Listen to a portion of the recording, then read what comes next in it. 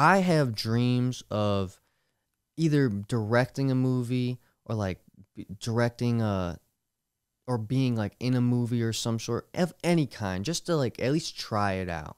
At least try to audition and stuff.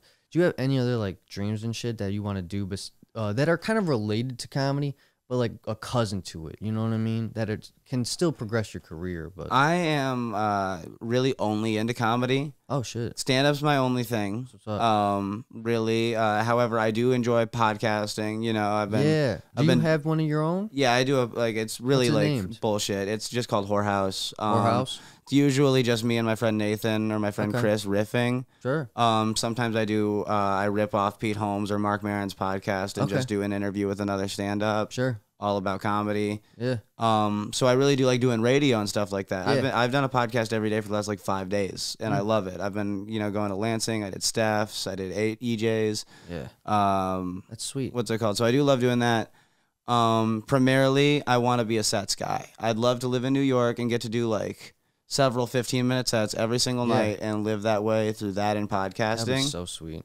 However, I also would like to maybe write something. I do write scripts a lot. Yeah, it's good practice. I like and I do it fun. solely only for practice. I don't show anybody. Oh yeah. What's important to me is jokes per minute in movies and TV shows. And so I try to rewrite my scripts and just put as many jokes on one page as humanly possible. Interesting. And so that way, if I am involved in a real writing, like a writer's room, Yeah. I have the muscles worked out a little bit. Yeah, exactly. It's not like something you'd be like, I've never done this before. Let's figure this out. Yeah. Even though you haven't done it like professionally, you've still done a shit ton of it. So you're at least gonna be like, Yeah. here you go. Oh wow, this guy actually has something to offer. Like, So, let's go. Yeah, primarily I do really only love doing stand-up, but I would also love it. I would really love it. It'd be cool as fuck if, like, one of my best friends, like, co-host of my podcast, Nathan, if he, like, wrote a TV show and was like, hey, I want you in the writer's room. I'd love to be, like, a writer for Workaholics type thing or something like that, you know? But my own kind of thing, I don't have dreams of being a star, period. I don't have dreams of, like, fame. I don't want to be Kevin Hart as far as stand-up goes at all. I don't want to be, like, anything too big. I like sets. I like the idea that I get to go to multiple sets. Like I said, I like being around comedy and comics at nighttime. I don't want to tour and be alone all the time. I want to go to comedy clubs and see all my friends every night. Yeah. I think I would rather like I just love filming. Like I've done YouTube for a few years. So that's why the director shit really interests me. Is just like I just love that whole aspect of the thing. I just want to at least experience it. At least once. Yeah. Just to try. I'd love to. Yeah, I'd love to be on screen. I'd never say no to it, you know. I'm not like I'm not like, nah, I'm a stand-up. Can't say But I'm a loser right now, so of course I'll say yes if I were to get anything, but I want to. I actually really appreciate your point of view though, because it's fresh, you know? Yeah. It really is, and it's honest. You can tell because I don't know, it just feels like you know at least what you want and shit like that, because I don't know. It can be interesting. I mean, dude, that sounds like a great life to me too.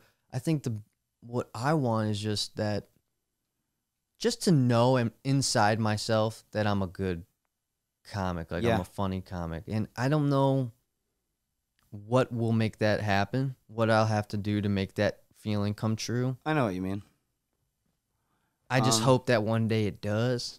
Yeah. Well, I mean, to say things like that, it's like I do really know what I want. Yeah. And I'm on record, you know, on my podcast and like other people, you know, I say it all the time.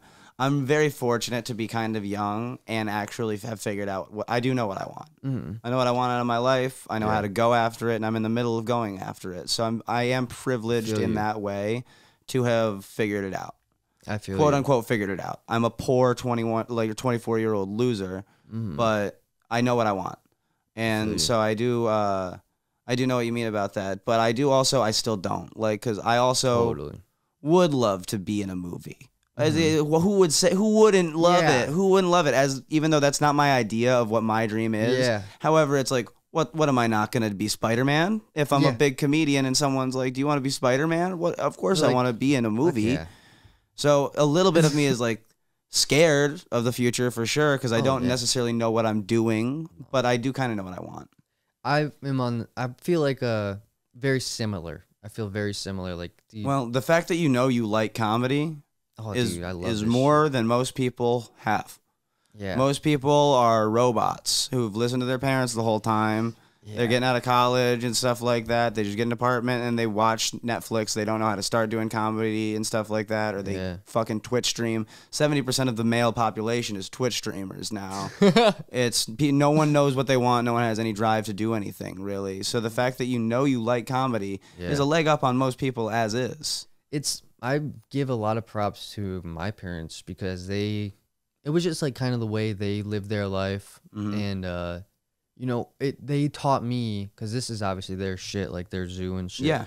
So what they taught me is especially my dad, because he was the dreamer. My mom was the, like, fixer-upper, like the support group. You know what I'm saying? She's very crucial, but my dad was the big dreamer. And what they taught me was that you can achieve your dreams, because I know it's weird to a lot of people because they're such big fans of my dad. But to me, it's just my dad. Like, we share the same DNA. Like, he's just another human. Yeah. And so it's just like, oh, he just busted his ass since he was 17 till present day going on. And that's how he is living his dream. He didn't achieve his dream yet. It's not over. He is living it. Yeah. And your dad seems like a happy guy. Yeah. Well, in moments like, and he still struggles. He's very open about his mental health and stuff. And he has hard times, but yeah, when everything is normal, it's He's very doing happy what he wants to do. Exactly, he built his world, and that is what the best version of life is. Is like, man, I don't know if we'll ever like be done. As long as we're on the road, that is the win. Yeah, and so that's what you're saying is like we're good. Like, we're chilling in a way. Like, it's hard work and we're going to have to bust our ass. But at least I know what I'm going for. Yeah, it's a beautiful thing. It's a very beautiful thing, because I remember being in high school and just being so lost and just... Yeah. And that's what... Scared. And that's what drove me to try and find what I love now. Yep. Is because it's my fear and confusion. And I can relate to that 100%. You know, I told somebody, Steph asked me on her podcast the other day, what's the drive or motivation? It's fear. Because I failed. Definitely. I failed all the way through high school. Didn't graduate. I don't know how I did. There's no other hope for me. So every jump that I make, you know, moving out to the West Coast and stuff like that, living in the van, even though I lost the place to stay doing comedy, it's all out of fear that if I don't take these chances, if I don't gamble, it's not gonna fall in my lap. So I gotta go do it. I feel that. And what's it called? I had a second point about that. You referencing high school and stuff like that. Yeah.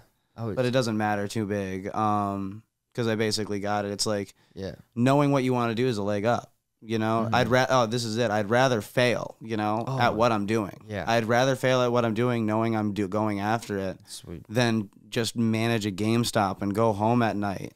I don't know. Yeah. I can't live that kind of a life. At least I will drive 4 hours and 30 minutes to go bomb and go back to San Diego because I have work in the morning. Yeah. And with a smile on my face, because I'd rather do that than fucking work at GameStop or something. At GameStop's where my brain always goes because I'm an idiot and I can't even fathom a real job. I've worked so many of those fucking shitty jobs, man. I worked at the shoe store and we get robbed constantly. Who's robbing the shoe store? Dude, everybody's robbing the shoe store. Our job wouldn't even be making money. We were losing money. Your job was making police reports about stolen shoes. You got paid minimum wage to call the cops. And I was just like, I'm done with this shit. How did they rob you? Did they come in guns a-blazing or did they just steal shit? They just took shit.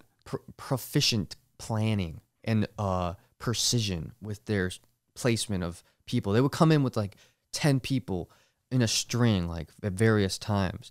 They would take up all the employees' attention, every single one of them, with a different person. And then there would be a guy placing shoes and shirts in front of the pillar in front of the store. And then there would be a guy, 2 people buying shoes, right? And then they're like, can I have a bigger bag? They have big ass bag. We're like, yeah, you can have a bigger And then they bag. just all sprint the fuck out. No. Then they're very nonchalant. Everyone's talking. It's very organized.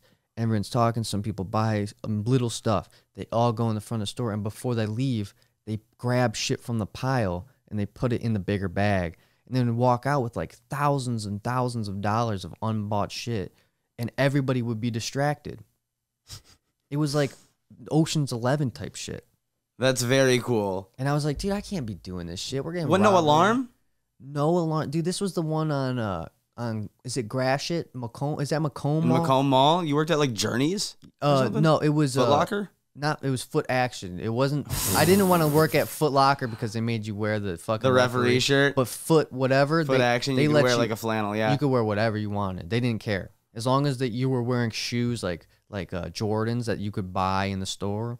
That's all they cared about. That's so funny. And I was just like, dude, there would be people walking in with I don't even know if that's legal. They would have like their guns in their waistband. Yeah, Macomb Mall is a crazy place. I'm just like, I don't really know if this is the environment that I need to be working in. Yeah, I grew up just walking through Macomb Mall like Yeah. all day long. Like I'd spend a full day in Macomb Mall because I just didn't want. We Like used to live over there. Yeah. I had like nowhere really to go, and it would be like a hot summer day, and so I just walk through Macomb Mall for 6 to 7 hours. Buy some pretzels. Yeah, get a Wetzel. Get a Wetzel pretzel. Wetzel pretzel, bro. Fuck yeah.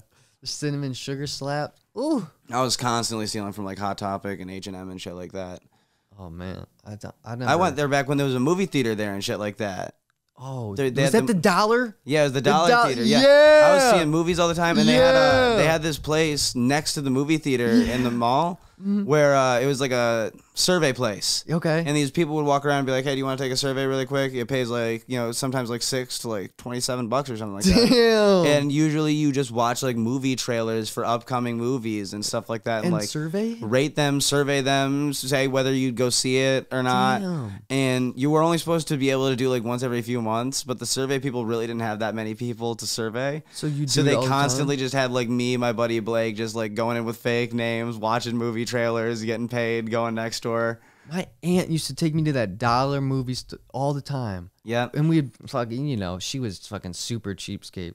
We're going to the Dollar movies. We're hitting the Dollar store before. Come on, grab the fucking candy, throw it in there, whatever you want. We have so much shit in there. We fucking go to the Dollar movie. I was so sad when that place got shut down. All the memories. That was I forgot about that place. That was one of my favorite places to be, was that Dollar Theater. I remember that arcade too. Yep, oh right my next to God. it. They had a good arcade, at least as a kid, I remember. They had an Ice Age 1 cutout up until the day they closed. Like, like the first Ice Age. Fuck. Good time. There was a Coney Island right over there. We used to stop by the Coney Island. Yep. Fuck, man. Good Macomb Mall times. used to rock. Good times. Damn, son. Can we rail this in?